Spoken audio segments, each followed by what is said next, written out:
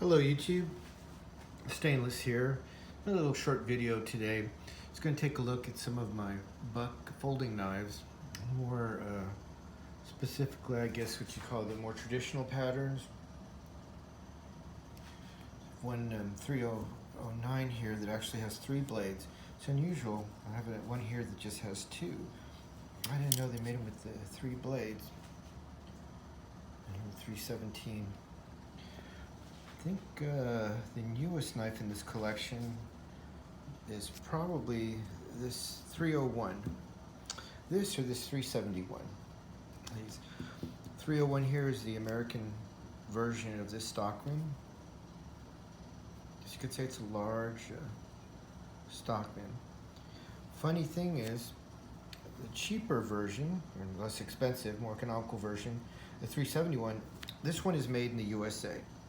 Right, kind of like it's a nice knife. This one is made in China. Nothing wrong with that.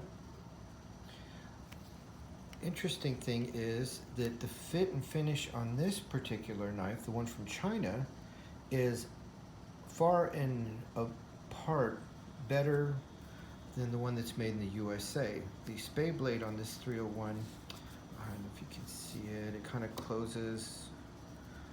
Doesn't rest all the way to at the bottom. Every time I open it and close it, it gets hung up. But the fit and finish on this one, the blades all close. They have good snap. It's just funny.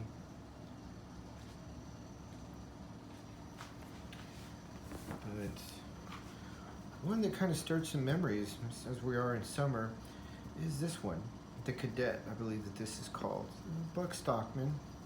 One thing I want to say is I do like the grind on this blade far better than the one that they put on these blades.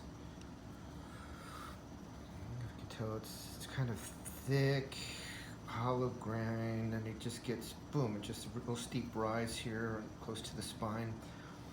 Not the best slicer, actually. I guess it did that to make it stronger, but not as good a slicer as the full flat grind blade you'd find here or on this beast, the Pony. Outslice it very easily. But I guess this particular grind adds a lot of strength to the blade if you're going to do prying or something, I don't know. But for a pocket knife, especially a folding pocket knife, I'm more likely to use or appreciate its ability to slice than anything else. I really don't like to use knives for prying. But anyway, that's just kind of a difference between these newer models and the older models. But anyway, back to this one. Being summer and all, it kind of reminded me of a summer when I was about 12 years old. A cousin of mine, let's see, we'll just call him Henry. He had this idea that we should spend a week or 2 with some family we had out in a rural area and hunt and fish and just have a blast. And well, we actually did that. I guess one of the things he said about that was, if we do this, if we pull this off, the family will always have to take this seriously. Man, that was a good time. We rode the bus out there. We got picked up by our cousin who lived out there. We called him Primo Tony.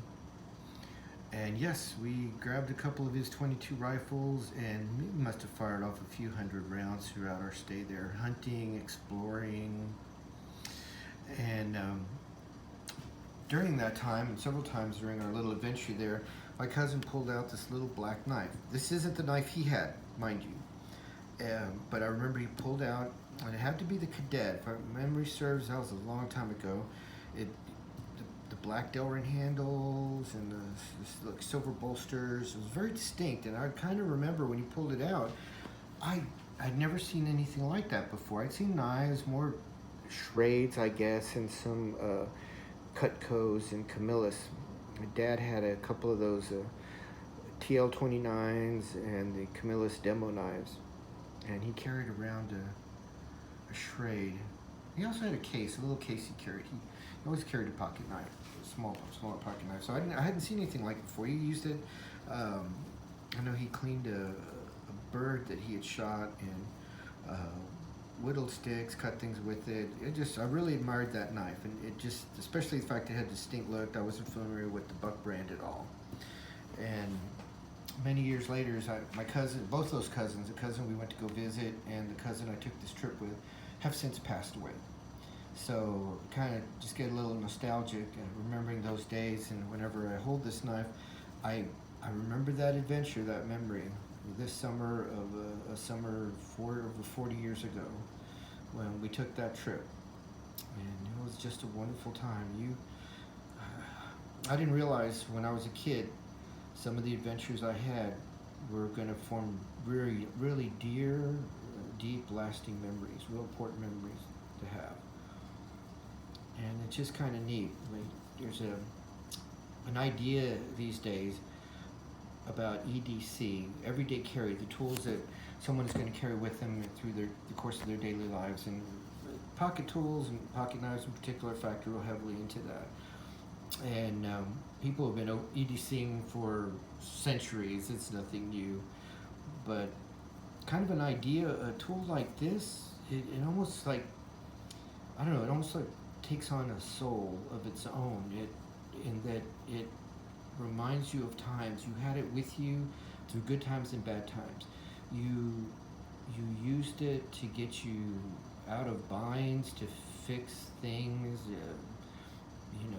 help get your car running, and get you back on the road, keep you from being stranded, making repairs to stuff, to just kicking back, whittling, or slicing an apple. And it could just like take you back to a summer 40 years ago when you were a kid on an adventure, and it seemed like you had nothing but all the time in the world. These are them. So the pony, I don't think they make this anymore. I do not think they make that one anymore either. But you don't necessarily have to go out and pay $50 for a 301, for example. You can go to Walmart and pick up one of these for less than $20. And like I said, the fit and finish is good, and you have a solid pocket knife. Even if you never use it, you carry it with you. It's kind of like an anchor or a memorial to those wonderful summers, to adventures and times when you overcame, when you pulled out a trusty, dependable tool and saved the day. I hope you enjoyed this video. I kind of enjoyed remembering those memories and telling the stories and sharing some of my knives with you. Have a wonderful day.